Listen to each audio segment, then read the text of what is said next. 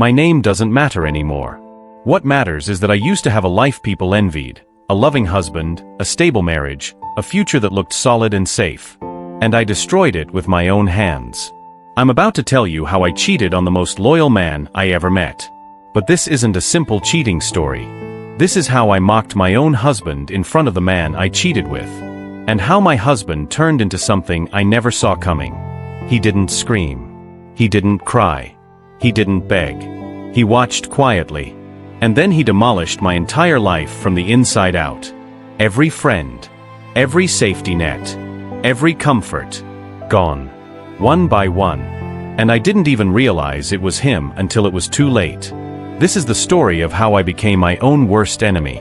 And how the man I betrayed became the monster I created. I met my husband 8 years ago. I wish I could say it was dramatic, love at first sight, fireworks, something poetic.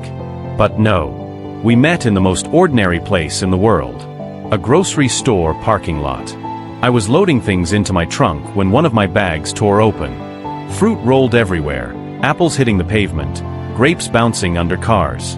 I was standing there, frustrated, embarrassed, trying not to scream. And then I heard a voice behind me. "Do you need a hand?" I turned around and saw him, not handsome in a movie star way, not flashy, just warm. The kind of warm that makes you feel safe without knowing why. He helped me pick up every piece of fruit, even crawled under a car to get an apple that rolled away. And he laughed when he came out covered in dust, holding it up like a trophy. I was flustered. He was calm. Before he left, he said, "If you ever need someone to chase your groceries again, just let me know." And he handed me his number written on a store receipt. Not pushy. Not creepy. Just kind. Our first date was coffee. Our second was a quiet dinner.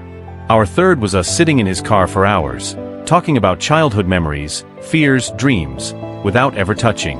It felt safe. We weren't just two people flirting. We were two people slowly handing each other pieces of our past. I realized I loved him the night we were at the beach. It was freezing. We were sitting on the sand, wrapped in a blanket, watching the waves crash. He looked at me and said, "You don't have to be perfect around me. Just be real." And something inside me just collapsed. Because no one had ever said that to me before. We moved in together. We adopted a cat. We built a life that looked solid, steady, beautiful. People said I was lucky. I knew I was lucky. And that is why what I did later is unforgivable. Because I didn't cheat out of loneliness. I cheated out of arrogance. That's the truth I have to face now. The first year of marriage was everything I thought it would be. Lazy Sunday mornings. Inside jokes. Coming home to the same person every night and knowing I was loved. There were no dramatic fights. No betrayal. Just peace. But peace is dangerous when you start taking it for granted. It didn't happen all at once. It happened in tiny ways. He started working more. Not because he wanted to avoid me. He was just trying to save for our future. I knew that. But it still hurt when he missed our date nights. Then I started staying late at work too. At first, it was innocent. A choice. But slowly, it became a habit. Two people still living together. But hardly talking. We weren't fighting. We were drifting. Drifting is scarier than fighting. Because you don't realize how far away you are until the distance is huge. Little things became weapons. I hated how he never folded the laundry the way I liked it. He hated how I forgot to fill up the gas tank. Those aren't real problems. But they became symbols. Every silent dinner. Every "I'm tired, let's talk tomorrow." Every missed moment. They started stacking up, brick by brick, forming a wall between us neither of us acknowledged. We stopped touching each other, without even noticing. Not in a dramatic, "I'm rejecting you" way. Just slowly. First fewer kisses. Then fewer hugs. Then one night I realized. I couldn't remember the last time he reached for my hand. And worse. I couldn't remember the last time I reached for his. I convinced myself this was normal. Every marriage settles. Every couple loses that spark. Everyone grows up and grows out of passion. I told myself we were fine. I told myself I was fine. But I wasn't. I was hungry for something I couldn't even name. And that hunger, that emptiness, is where everything went wrong. Because the moment you feel lonely inside a marriage, you're already in danger. His name was Ethan. That's not his real name, but it doesn't matter. What matters is what he became to me. He wasn't better looking than my husband. He wasn't more successful. He just appeared at the exact moment my marriage felt quiet. And he made noise. Ethan worked in a different department. We never really talked until one day I stayed late. My husband had texted, "Working overtime. Don't wait up." I remember staring at that message for too long. Ethan walked by, saw me still there, and joked, "Careful, if you stay any longer they'll start charging you rent." I laughed. It was stupid. Just small talk. But it felt good to laugh. He listened. Not like my husband, who heard me but didn't always respond. Ethan looked directly at me when I talked. Smiled at my sarcasm. Noticed my haircut when no one else did. Those little things? They're gasoline when your marriage is starving for warmth. One night we were the last two in the office. He brought me coffee without asking what I like, and somehow got it exactly right. He said, "You look tired. Not just today, tired. No one ever said that to me before. Not my husband. Not my friends. And in that tiny moment, I felt seen. Not loved. Not desired. Just noticed. And when you haven't felt noticed in a long time, that feeling becomes addictive. I told myself it was harmless. Just talking. Just laughing. Just a little attention I deserved. But then, I started waiting for his messages. I started wearing nicer clothes on the days I knew I'd see him. I started looking at my phone more around my husband. Happy when the screen lit up, secretly disappointed when it didn't. I was still technically faithful. I wasn't cheating. But emotionally, I had already crossed the line. At home, I became colder. Short answers. Forced smiles. When my husband asked, "Everything okay?" I would say, "Just tired from work." But the truth was, someone else at work made me feel alive. And once you taste that feeling, you will chase it, even if it destroys everything. One evening, while my husband was doing the dishes, I casually said, "Work might send me on a short trip. Just 2 days. We need to finalize a client deal." I said it like it was nothing. I had already rehearsed the tone in my head. Calm. Casual. Ordinary. He dried his hands, looked at me for a moment, and just said, "Okay. Let me know if you need anything." That was it. No suspicion. No argument. Just trust. And somehow, that hurt me more than if he had accused me of cheating. Because I knew I was about to betray someone who trusted me blindly. I told him the co-workers going with me were Lena and Kevin. Kevin was real. But I wasn't going with Kevin. I was going with Ethan. To a beach resort. A place designed for couples. I even bought new lingerie. I told myself, it's just a weekend. No one will know. My husband didn't fight me. Didn't question me. Didn't stalk me. But the morning I left, he quietly wrote down my hotel name, the dates, and the flight I booked. Then he called someone I never imagined he'd call. A private investigator. Ethan and I weren't romantic at first. It felt like two co-workers just hanging out, pretending nothing was happening. Then at dinner, the first kiss happened. I didn't pull away. I didn't hesitate. I let myself fall. After the second drink, after the second kiss, after the second lie, there was no turning back. I slept with him.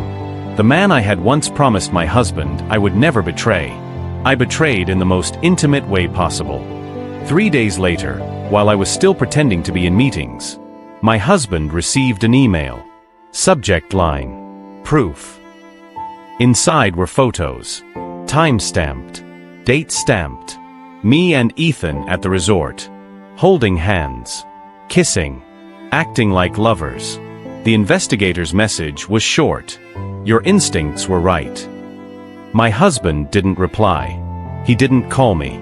He didn't even block my number. He waited. That was the part that broke me later. He waited to see if I would lie to his face. I walked through the door like nothing happened. Perfume still fresh. Smile ready. I even kissed him on the cheek. He kissed me back. He kissed me back. I didn't know it then. But that was the moment he stopped loving me. 2 days later, he told me, "Let's invite family and friends for dinner. Something fancy. I want to celebrate your successful trip." My stomach twisted, but I smiled. Because I thought I got away with it. I wore my nicest dress. He complimented me. He cooked my favorite meal. Everything was perfect. Until dessert. He stood up, raised his glass, and said, "A toast to honesty." Everyone laughed politely. Then he turned to me and said, loudly, clearly, "To the wife who said she went on a business trip with Kevin." Silence. Turns out she went to a beach resort with Ethan instead. Gasps. Confusion. And then, he placed printed photos on the table. One. Then another. Then another. Pictures of me and Ethan, laughing, holding hands, kissing. The room froze. My mother-in-law covered her mouth. My best friend whispered, "Oh my God." And me? I couldn't breathe. Whispered, "Can we talk, privately?" He looked at me with absolute calmness and said, "No. This is where the lying ends." Then he thanked everyone for coming, and walked out of the house without looking back. That night, I lost my marriage, but I didn't realize yet. I was about to lose everything else too. After that dinner, he didn't come home. No angry texts. No phone calls. Not even a goodbye message. Just silence. And that silence was louder than any shouting match we could have had. I called him 27 times that night. He didn't answer once. His mother blocked me. That might sound small, but she used to call me her second daughter.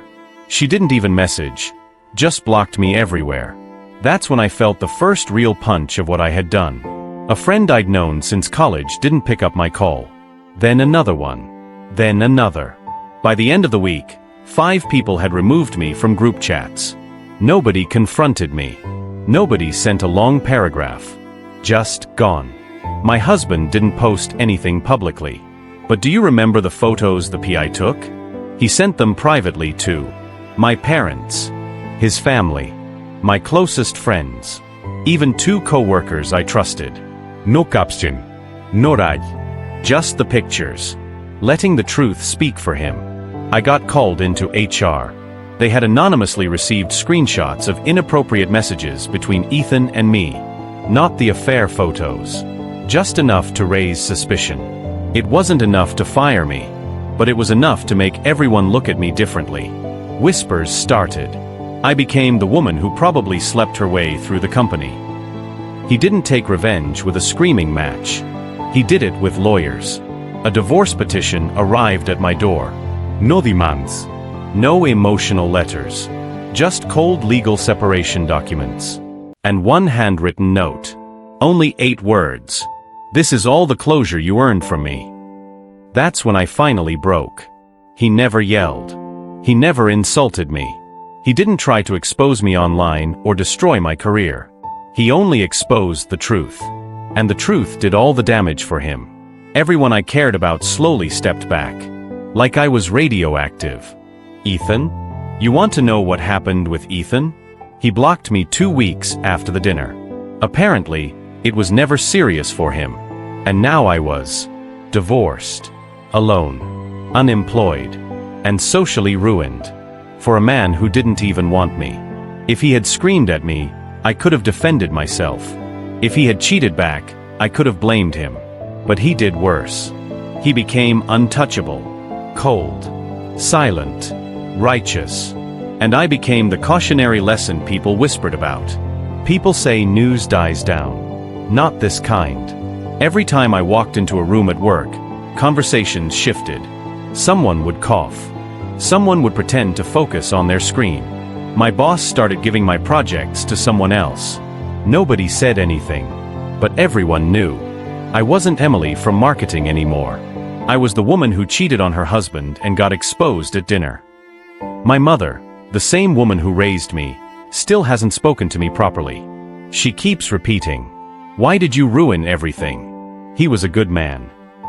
My father doesn't say a word to me. He just sighs when I enter a room. I would have preferred yelling. Anything but disappointment. And the worst part? They still talk to my ex more than they talk to me. One morning I walked into HR again. Except this time, they did have something solid. Someone, I still don't know who, sent internal messages, timestamps, dates, proving Ethan and I used work hours and work devices to plan our trip. That was enough to terminate both of us. No severance. No recommendation. Just pack your things. Ethan? He moved companies. Rumor is, he said you emotionally manipulated him. I never got a goodbye. Not even a blocked message. Just silence, again. I was applying to jobs constantly, but every interview felt like they already knew something about me. Like somebody said something quietly, behind the scenes. Maybe HR flagged me. Maybe someone leaked my story. Or maybe my ex-husband made one phone call. I will never know. But I never passed the second round anywhere. Our old mutual friend got married. I wasn't invited, obviously. But I saw the pictures. My ex was there. He looked happy. Not fake happy. Not forced smile happy. Peaceful happy. Laughing with friends. Dancing. Completely free. And standing beside him was a woman I had never seen before. Not glamorous. Not flashy. She looked kind. The comments under the photo? He finally found someone who deserves him. So happy he moved on. She looks better than the last one. That one stung. My ex didn't just leave me. He made sure I experienced exactly what I made him feel. Isolation. That moment at the dinner? I humiliated him in front of everyone he loved. He returned the favor by letting time humiliate me slowly. Not with one big explosion, but with 1,000 silent cuts. After a year of silence, I sent him one message. I understand now. I'm sorry. He never replied. Never even opened it. That silence was the last punishment. It has been 1 year and 8 months since I destroyed my own life. I used to think cheating was just a mistake. A moment of excitement. Something harmless if nobody found out. But the truth? You never cheat just once. You cheat every time you lie. Every time you hide your phone. Every time your partner looks at you with love, and you give them deception in return. I thought I was smart. I thought I was living life.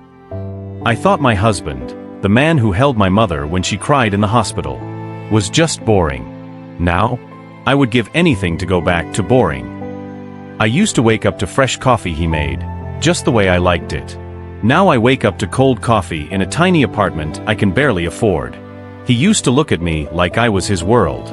Now he looks at me like I'm a lesson he needed to learn. And he did learn it. He learned. Being a good person gets you nowhere. And I taught him that. That is my legacy. Not love. Not marriage. But turning a kind man cold. People tell me I deserve it. Maybe I do. The truth? I don't even want him back anymore. I just wish I hadn't made him stop believing in love. I didn't just lose him. I ruined him. And now, I live every day knowing I was the villain in someone else's life story.